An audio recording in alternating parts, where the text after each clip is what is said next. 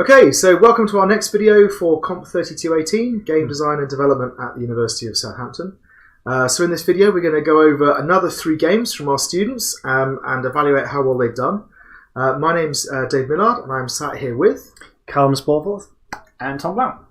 So, Tom, do you want to say a little bit about what we asked the students to do for this one? Absolutely. So for this coursework we asked our students to produce a small game prototype that had a clear core dynamic and some supporting mechanics, and that they produced a tutorial, whether a single level or a set of levels, to introduce the player to that dynamic. Brilliant. Okay, so without further ado, let's get on with our first game, which So our first game is Gem Crusader. Gem Crusaders. Okay. Okay, nice All right. little title screen. So we should start with the tutorials. I'm gonna 3 tutorials. Let's start with tutorial 1. Right. A and D or arrow keys to move left and right. Right. Oh, I think I remember this one. You just walked over some spikes. Spikes will hurt you. Okay. Okay. Portal is open. That's interesting. That jump feels... So I saw this in the expo. That jump is about half the height it needs to be. Yeah. Oh, really? Press enter to Yes. go through the portal. And then there's a sign there saying... Oh, Hello. go Oh, through. sorry. This is. There you go. There we go. Just slightly offset. Let's learn more about obstacles. Excellent. That is a very small jump. Huh? So shift key to get more speed. That was a serrated blade. They can damage you. So you got the little mini map in the top right, which is showing you like an overview. So yeah, so I mean we had another one a little while ago that had quite a zoomed in view of the level, and we said one of the problems is orientating yourself, and I think the mini map helps.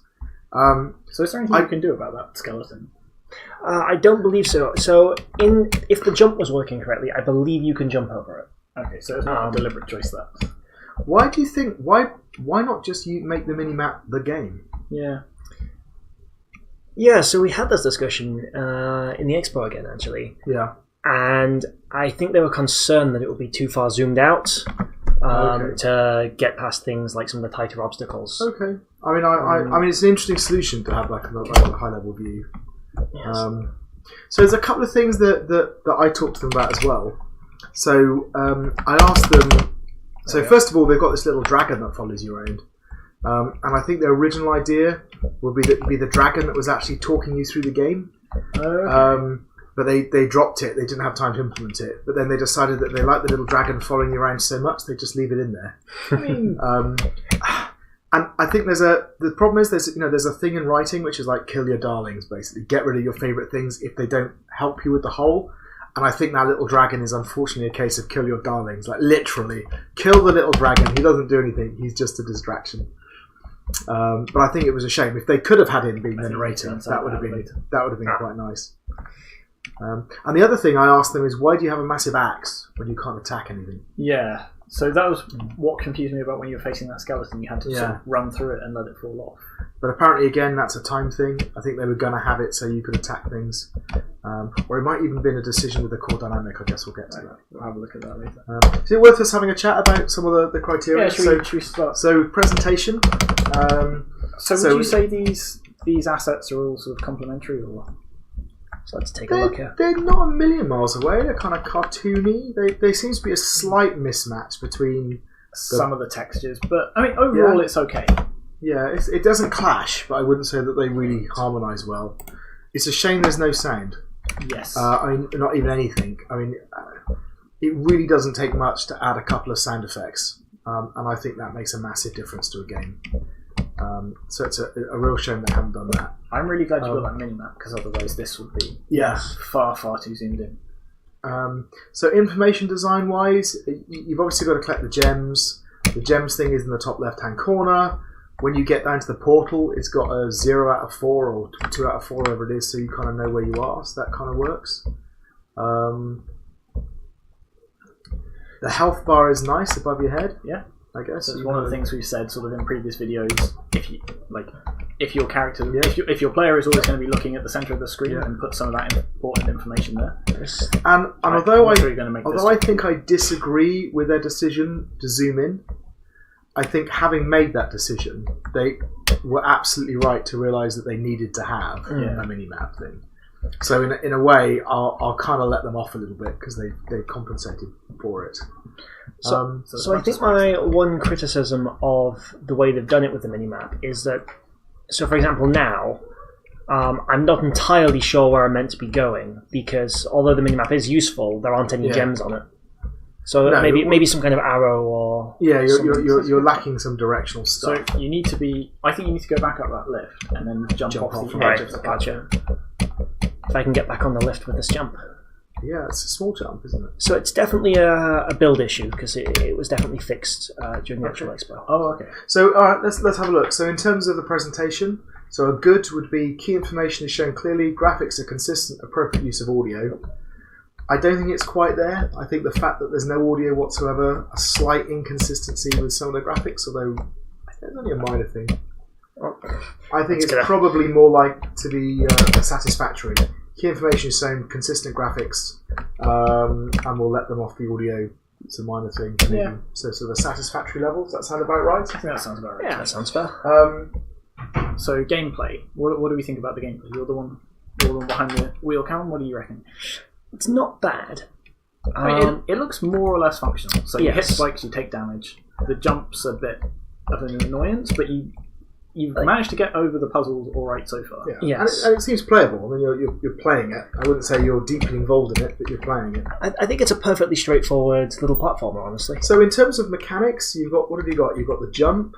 Any other mechanics? You've got the coin pickup. So it's primarily gem pickup, health pickup, jump.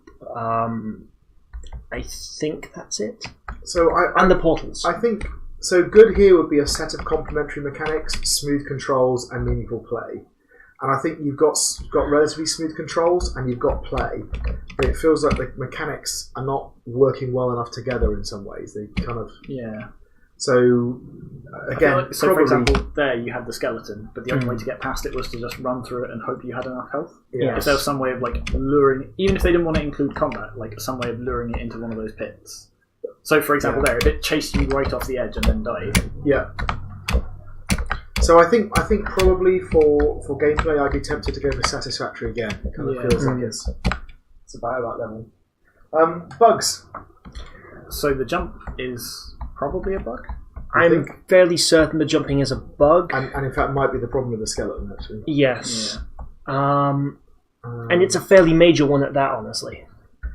But still, so satisfactory here was like infrequent serious bugs or frequent minor bugs. And it feels to me like this is it's not broken the game totally. No. I do not believe I can get past this level, though. So that's interesting. I don't think I can get past this level without dying. There's just too many enemies that will do damage. You may be right.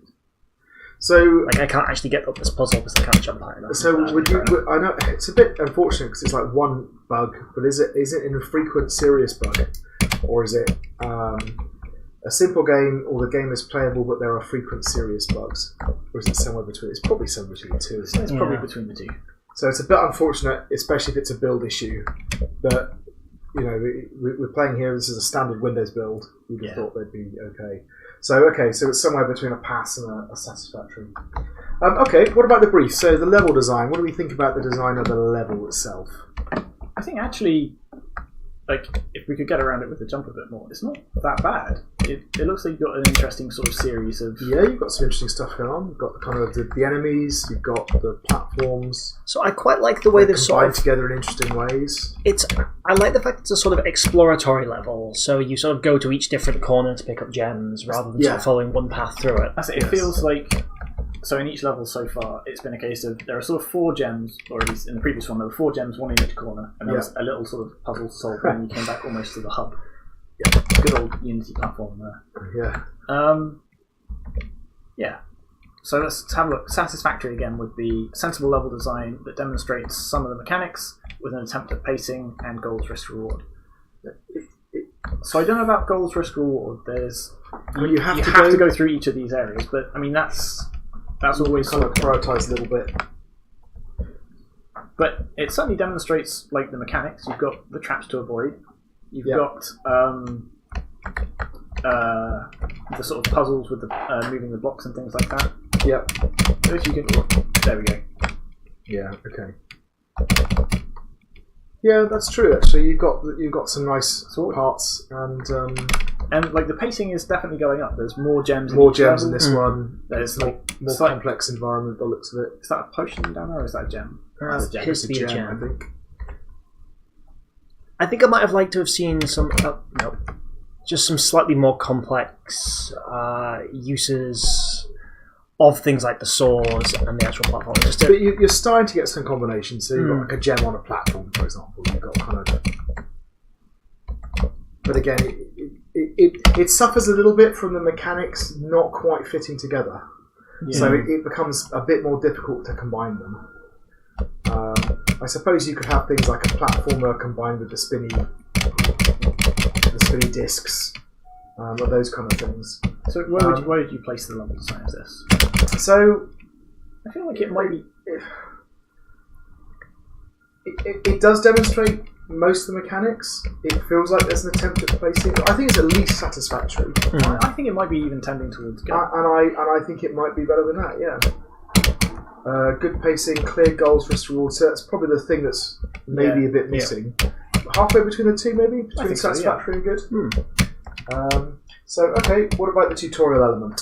So we're gonna have to think back to where we started now. So we had that separate sort of tutorial level, and it introduced all of the things sort of individually, sort of step by step. So A and D, it talks you through it. So it doesn't tell you how. So the interesting thing about this is the spikes aren't an insta kill, and it doesn't tell you how to jump straight away. So it makes you run over the spikes to show that they hurt you, and then tells you how to jump over the next. That's quite nice. So one thought on the way that they presented the tutorial is that it is at the bottom of the screen, and playing it is actually quite distracting to have to keep looking down, reading it. Yes. Yeah. Especially if I do say... that's true, but at least it's nice and big. Yeah. It's true. Right? And also, I think I'm more forgiving of that in a tutorial when you're kind of... You're happy to be talked through something than in a main game. I think it is a shame as well you can't go back to view old tutorial messages. Okay. So if I accidentally say miss one, I think that was a case down here, where there's quite a couple that are really closely together. Healing item. So I miss that. But they makes you take damage and then you heal. I think it's nicely paced, the tutorial. And it takes you. So I think it separates them all out. It's good. And there it shows you that okay, we need to be this side of the wall to escape. And if you're looking at the mini-map, you can see there's another portal next to it. So it starts... Yeah. So, I mean, maybe, again, it's the problem is because the mechanics aren't used together to solve problems. They're not able to show you how these things kind of start. Hey, look at that! Somebody... They weren't supposed to get here. Excellent. Somebody has been paying attention in the level design. So that was one of the things we said. If you can find a way of glitching through it, just put a message like that. And hence the little thing at the top as well. That's nice. So, I mean, in general, I think the tutorial design is probably good, isn't it? A mostly integrated tutorial, communicates most things through level design, introduces information mechanics in a logical way, fits what's come before. Certainly no difficulty in understanding what's going on here. Okay, so what do they say their core dynamic was? So they said the core dynamic was spatial reasoning, with a supporting dynamic of collection. Okay. So they say spatial reasoning is the core dynamic, as the aim of every level is to traverse the map to reach the portal that will unlock to get to the next level.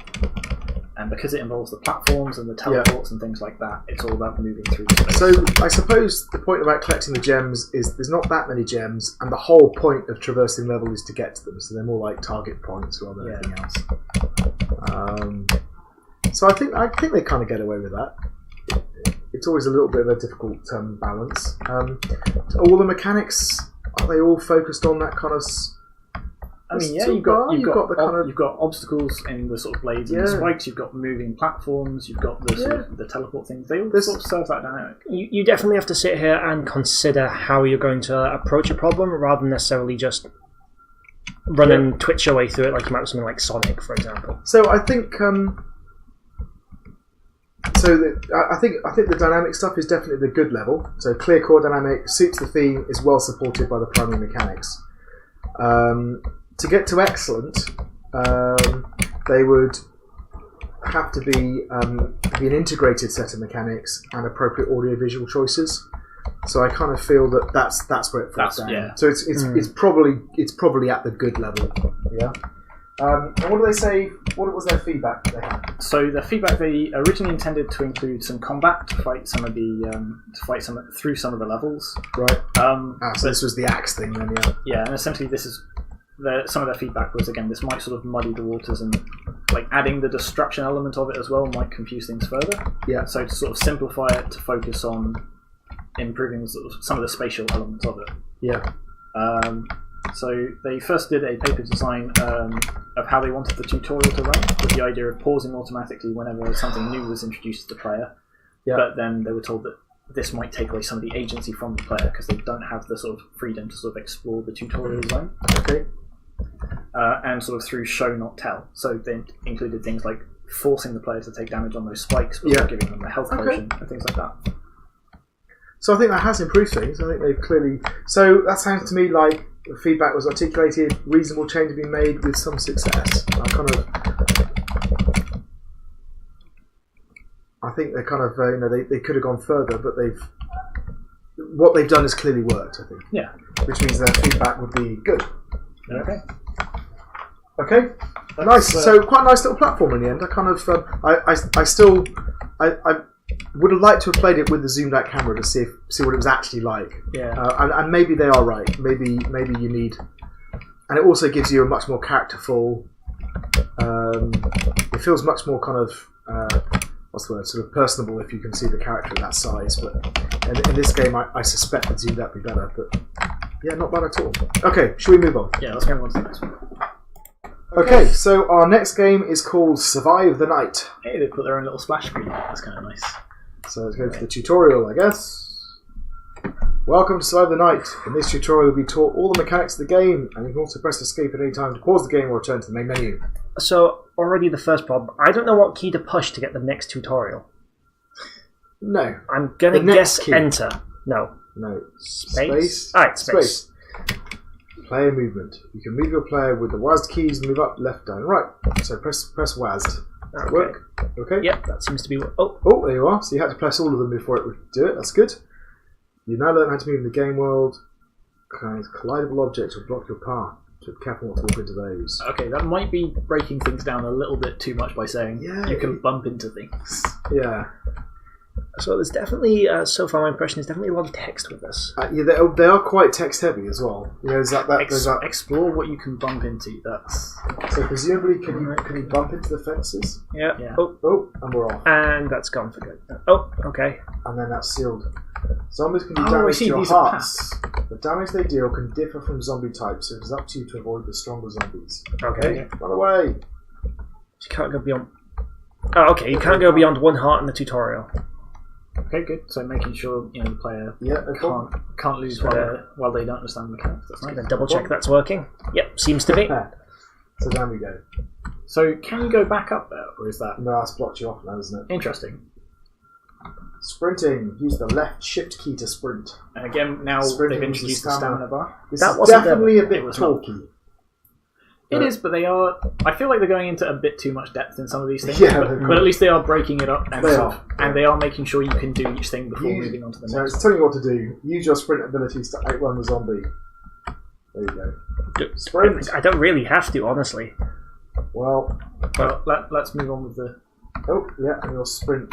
That is not a long sprint. No, it make a lot of difference as well. Zombie. The attack ability allows you to stun a zombie for a period of time. Excellent. Stun the zombie and make it to the next room. So what they're missing out on, I think, they're introducing each thing and they're telling you what to do, but they're not giving you a situation. What the overall goal is yet. Yeah. But you're not giving you a situation where you can figure out to use that yourself. It's also it didn't tell me which key to use for the stun ability though. Deploy a chicken to try. They are the well-known remaining number of chickens. Zombie chicken ploy. I appear to be stuck. I may just die here. The remaining number of chickens can be seen on the top right. Oh, you have one okay. chicken. I can click it. That's nice. Press H to deploy your chicken. Okay. Oh, I think it made a clucking sound.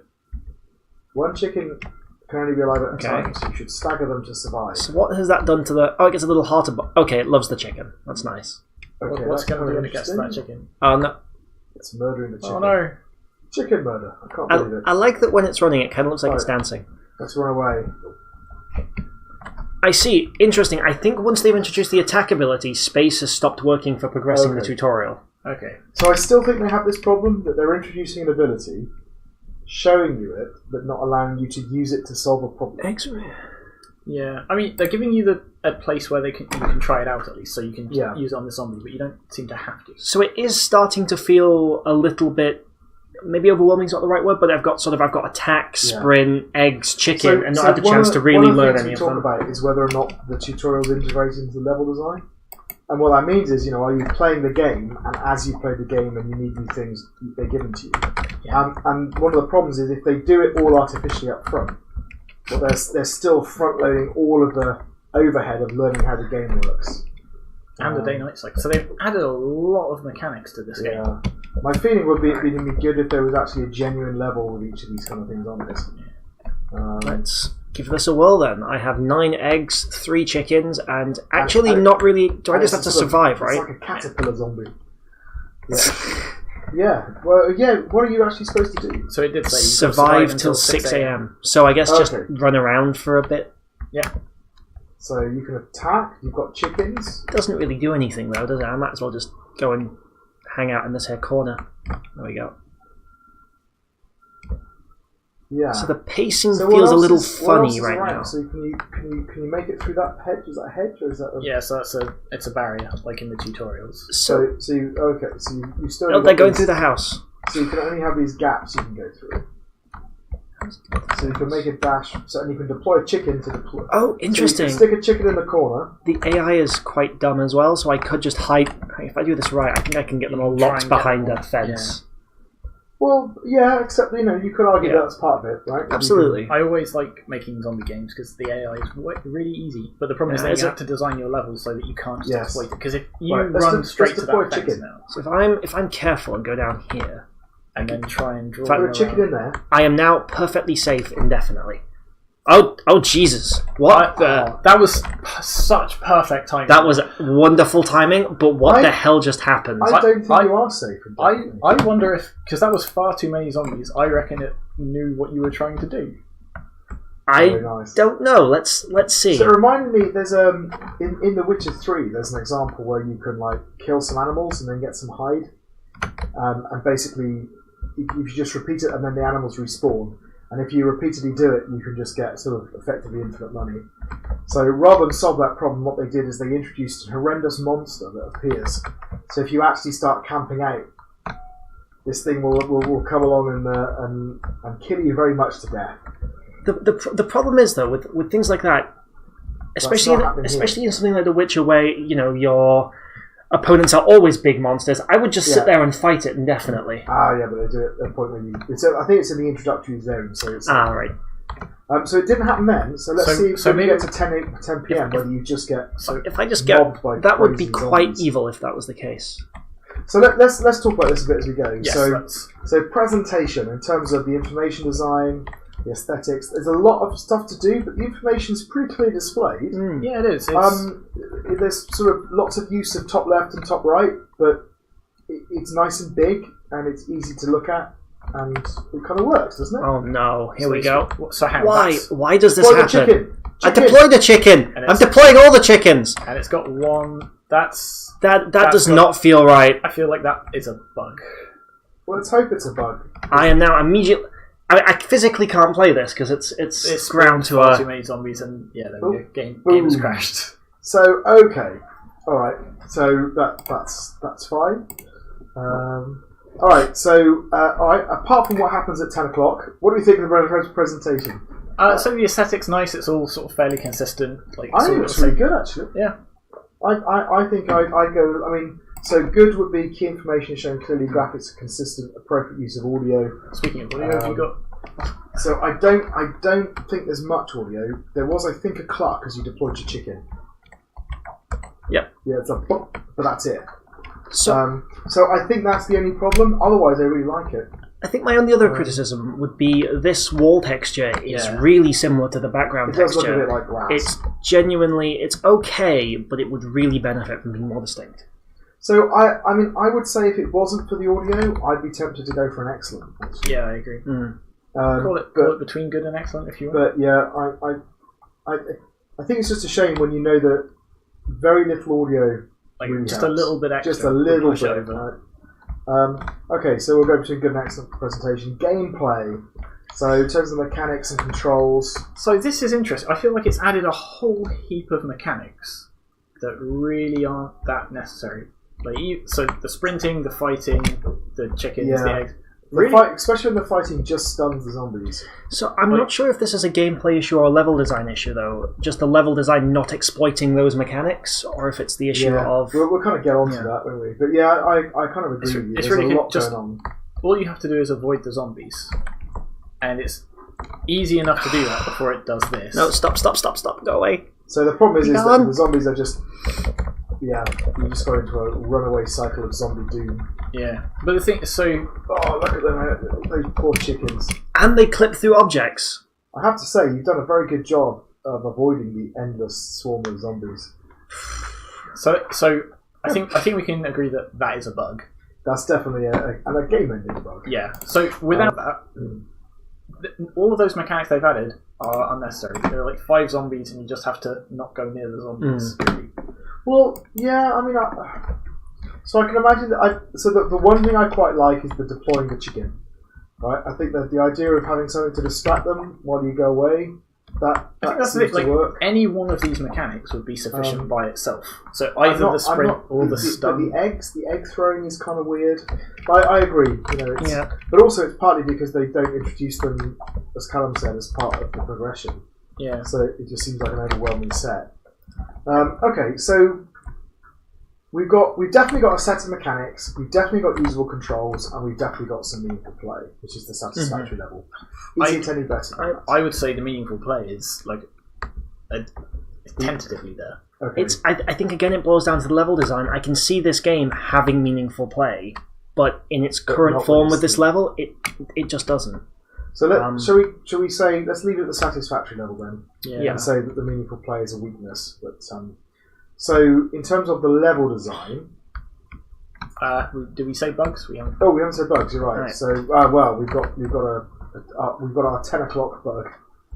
That is a fairly severe one as well. So yeah, there are some infrequent serious bugs or frequent minor bugs, or the game is playable but there are chicken bugs. No, I think it's got to be I think we could give it a pass because there's enough of it here to be playable. Yeah. But but the fact that we can't get past it, so it's not. Sorry. So the one below that would be makes the game almost unplayable, and that's not true. So I think we'll give it a pass. Yeah. Right, level design. It's hard because they've laid things out kind of interestingly. There are lots of obstacles and stuff, and like these little choke points here. Yeah, the choke points are good. But the problem is there aren't enough zombies there to take advantage of it, and their pathing is so simple that you can just go and hide behind a rock, and they probably won't find you. There's no real sense of pacing either, so there's no gradual increase in zombies.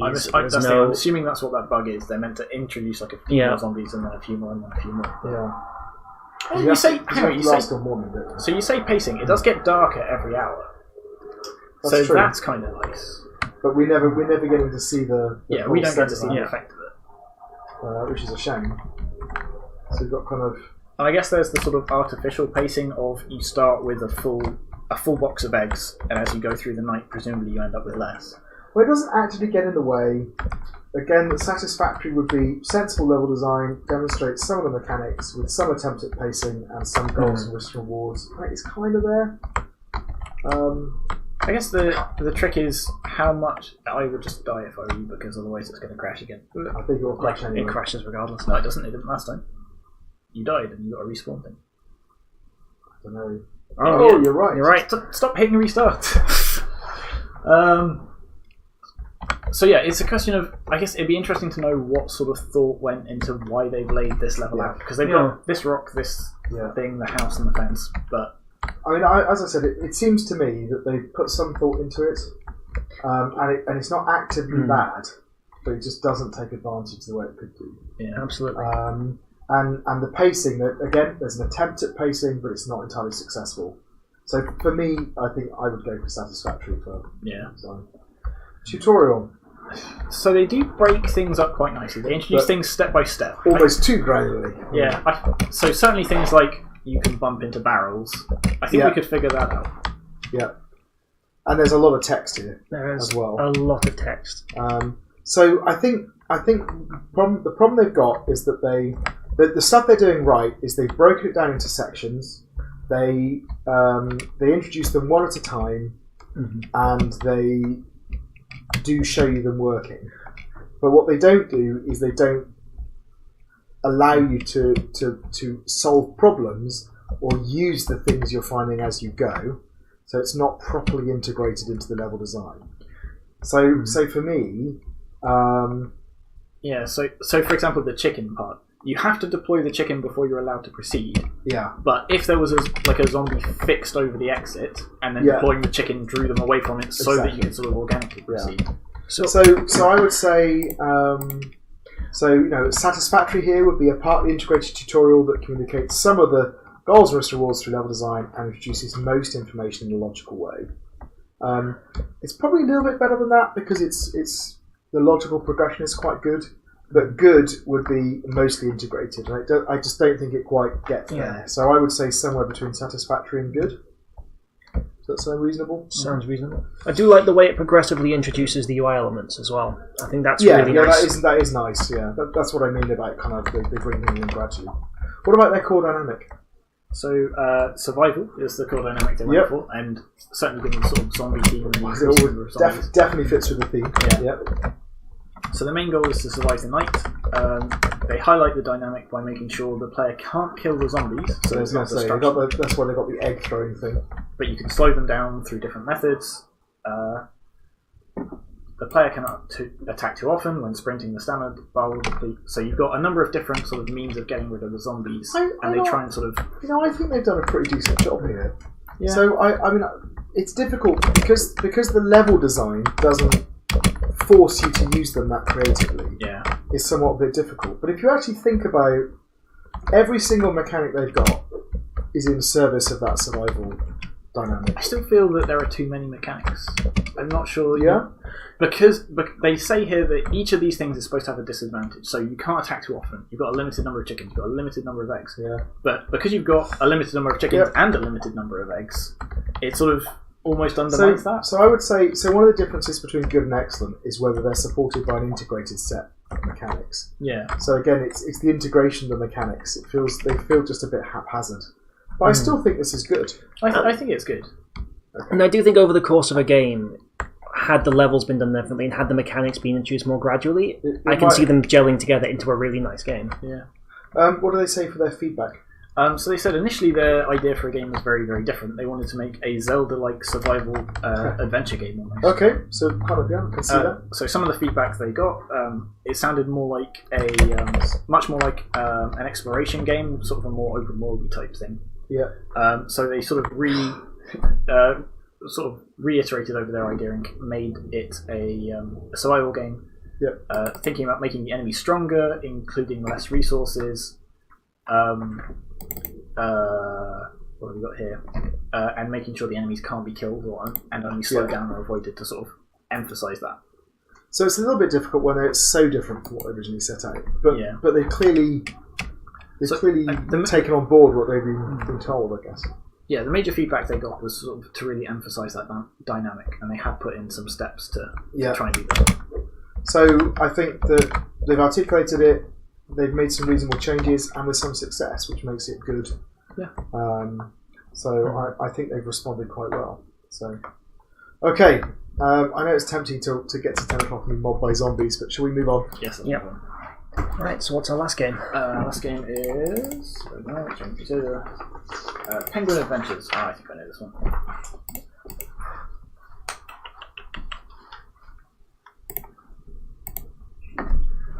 Let's have a look. Okay, so this is Penguin Adventures. We have some delightful music, which I'm just going to slightly turn down. I do feel like I just stepped into an elevator. Yeah, but it's a good thing. It's a good thing. Yeah. So we've got some atmospheric music, play tutorial. Let's start with the tutorial. Yes. So we've got Alright. move. And once we move, the controls go away. Okay, that's nice. Yeah. Okay. Seems It's a bit of a floaty jump, I remember from this game. that's fine as long as they've used it well, though. Let's have a that's interesting. How do I progress? I guess. Off the side Yeah, of the screen. there we go. That perhaps could have been a little bit clearer. Yeah. That's nice as well. You Yep, shall not so- pass unless you give me that box. Yeah, some sort of dynamic text prompts. Right. There you go. Have a box. Oh, I have to leave it with them. Okay. Yeah, so snowmen are switches. I don't know why that is, but that is a thing. So you collect the fish to end the level. Oh, brief bug there, but that's fine. So I like the sign over there that's saying "Death ahead." Yeah. If the big row of spiky icicles wasn't, This might be a problem. it's I have lost the box I need to get past this problem. so I thought you'd be able to go back. So I guess if you hit the restart at the top there. Oh no, you can. Oh, okay. It's just a little delayed, so it doesn't immediately go back. The trigger's back here. Okay. So if you pick up that box, There we go. Right. and you can chuck it over there. So I think it would be nice if they'd explicitly talked about chucking this box. Yeah. I like the fact that this is a That may have been too far. right.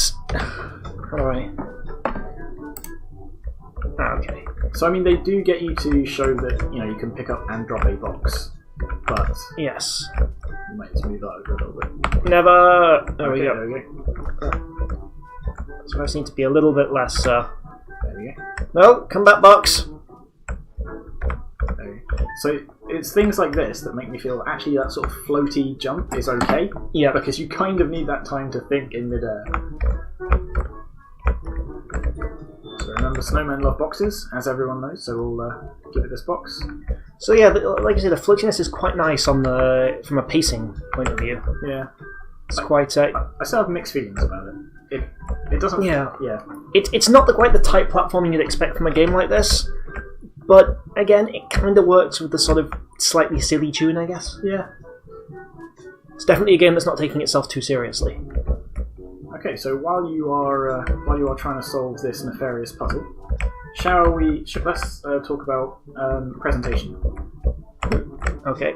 Yes. So, after you. I was just going to say, generally, I think it's quite nice. Yeah, so all of the look and feel sort of works together quite nicely. You've got there's no sound on the jump. There's just the sort of background music, which is a bit of a shame. It'd be nice to have that sort of extra touch, just to sort of emphasise some of the controls as you're controlling your little penguin. But overall, yeah, the music's nice, the art's nice. What have we got? Information design. So there's not a huge amount in the way of information to convey. But I suppose it's all quite nicely done, especially once you've seen the tutorial. Things like the snowmen are fairly evident. I think it would be nice if the snowmen would tell you when they're activated. So if you know that they've got a box, for example. Yeah. In the case of, obviously in this case it's quite obvious, but in other cases it might be quite nice. Yeah, the snowmen are kind of an interesting choice for, for your switches. So I think especially with the choice of switching between screens here, on the one hand it feels quite nice, but it does present an interesting informational issue, which is, right now, I could easily think I need that bottom box for this snowman coming up. Yes, that is a good point. And actually it's only until once I've been and seen this snowman I'm like, okay, there is another box here. Okay, so if we had a look at what would it mean for a game to have good information presentation. Key information is shown clearly, graphics consistent, appropriate use of audio. Yeah, I think it's quite comfortably good, actually. Yeah, okay. I do like the music. It makes a big difference, a game having just the right music to go with its sort of tone. Yeah. So the gameplay itself, how are you finding it?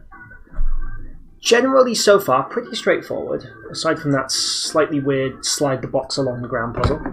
But it's nicely paced again. It's quite... I think that the tutorial may be the full extent of this game, because it's just... Right, let's just go through the tutorial again, then.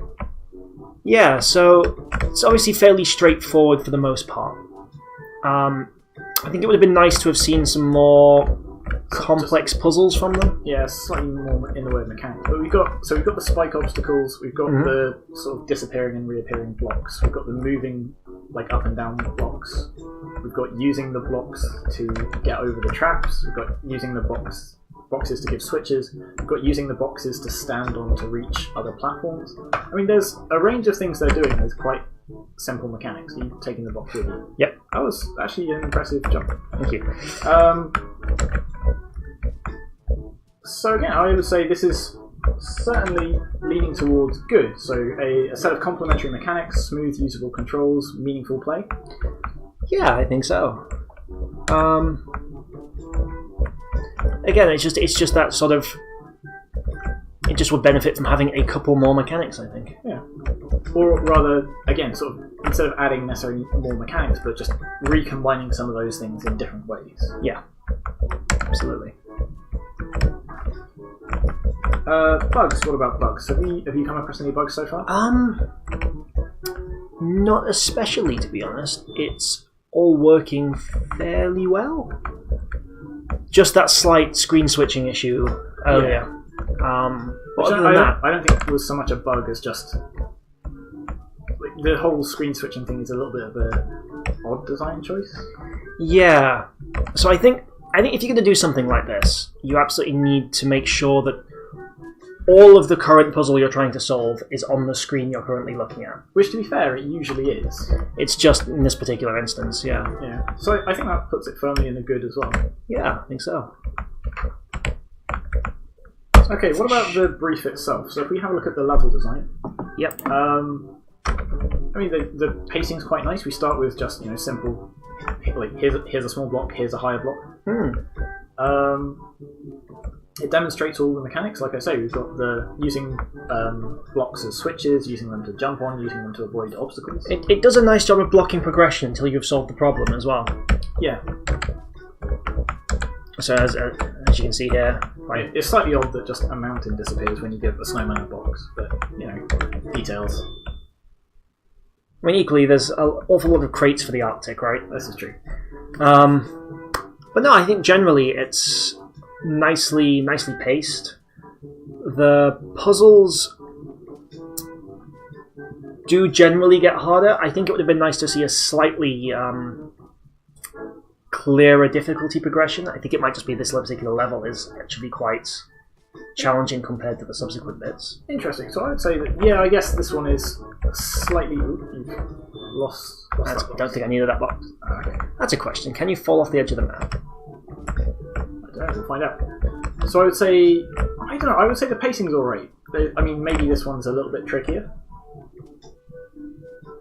Nope, I think I may have messed that one up. Okay. So what it doesn't have is, again, this whole risk-reward thing. It doesn't have, for example, two paths where one is like more challenging, but offers a greater reward. It's it's standard. Go through this route to get to the end, and that's okay. Yeah. But so there's not a lot of.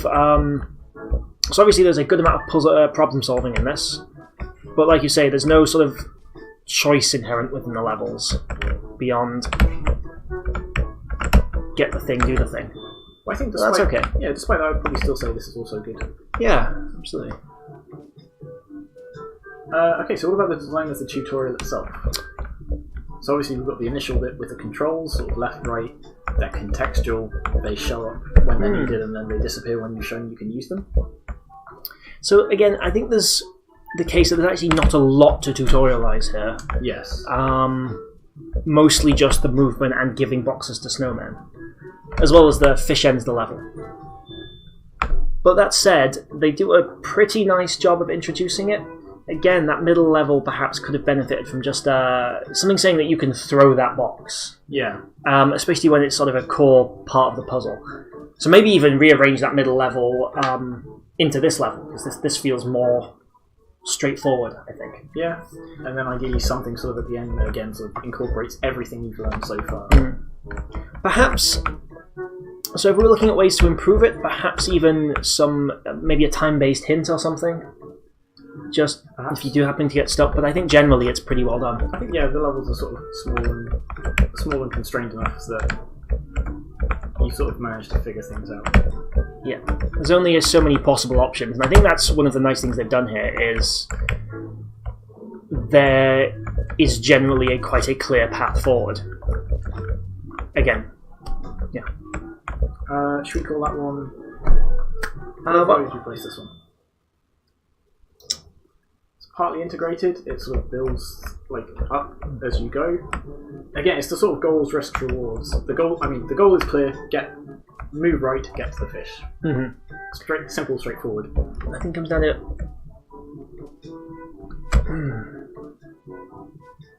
introduces everything in a logical way, fits with what's gone before. I mean, you use the boxes for lots of things, but it's introduced quite simply. I would say this probably comes under good as well.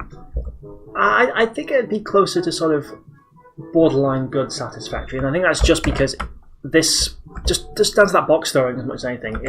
Seems to be a fairly important part of the game that isn't. But yeah. Okay. So the core dynamic for this game, so they said it was spatial reasoning, so based around understanding the world to solve the world space to solve the puzzles. Primarily a puzzle-solving game in which the players must use the understanding of the world space and its rules to each the end. So, for example, moving the boxes, activating the switches, traversing the puzzles. I think it absolutely is, 100%. There's no particular time limit or anything. You are just here, and the only thing you have to do is really understand how to use the boxes and the level to get to the end.